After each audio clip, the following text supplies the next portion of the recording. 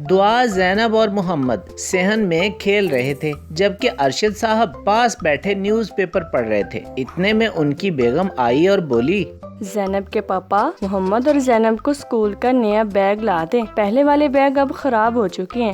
جو حکم آپ کا بیگم، صبح ہی لا دوں گا حضرت۔ زینب کے پاپا، اب دعا کا بھی اسکول میں ایڈمیشن کروا دیتے ہیں۔ کیوں بیگم، دعا کا ایڈمیشن اتنی جلدی کیوں؟ دعا تو ابھی چھوٹی ہے۔ نہیں زینب کے پاپا، ماشاءاللہ دعا 4 سال کی ہو گئی ہے۔ دعا کھیلتے کھیلتے اپنی ماما کی بات سن کر بولی، ماما جی، ابھی کل ہی تو آپ مجھے کہہ رہی تھی کہ دعا تم ابھی بہت چھوٹی ہو، تو آج میں اچانک اتنی بڑی کیسے ہو گئی؟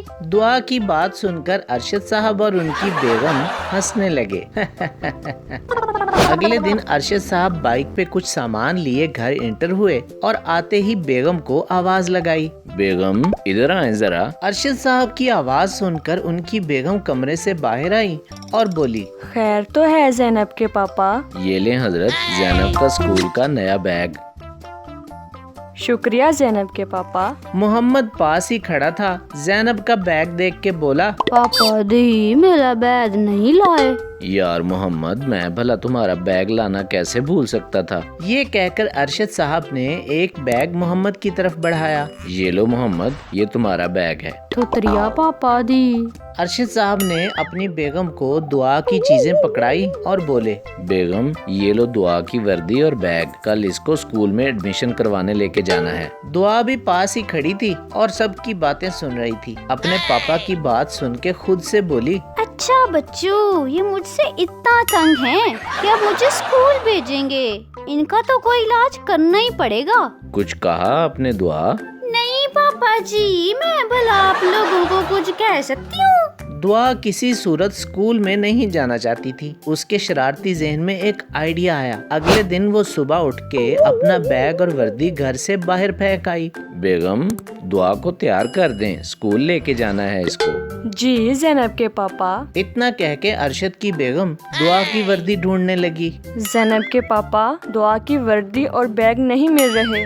ماما جی، زینب آپی سے پوچھ لیں یا پھر محمد بھائی سے، کیونکہ یہی چاہتے ہیں کہ میں اسکول نہ جاؤں۔ دعا بیٹا، بھلا زینب اور محمد ایسا کیوں چاہیں گے؟ پاپا جی، آپ کو نہیں پتا، ان کو لگتا ہے کہ میں پڑھ لکھ کر کہیں بڑی آدمی نہ بن جاؤں۔ دعا دل ہی دل میں اپنے کارنامے پہ بہت خوش ہو رہی تھی کہ اتنے میں زینب آئی اور بولی، دعا، ماما جی یہ لیں دعا کی وردی اور بیگ، پتہ نہیں کس نے گھر سے باہر پھینک دیے تھے۔ ارشد صاحب اور ان کی بیگم کو دعا کی کارستانی سمجھ آ گئی۔ ان کی بیگم نے جلدی جلدی دعا کو تیار کیا اور ارشد صاحب نے دعا کو بائک پہ بٹھایا اور بولے، چلو چلتے ہیں دعا۔ پاپا جی میں اسکول نہیں جاؤں گی، پہلے مما کو کہیں کہ وہ آپ کو دعا کے پاپا کہیں۔ کیوں بیگم، آپ کہیں گی دعا کے پاپا؟ بیگم جو بائک کے پاس ہی کھڑی تھی بولی، جی زینب کے پاپا۔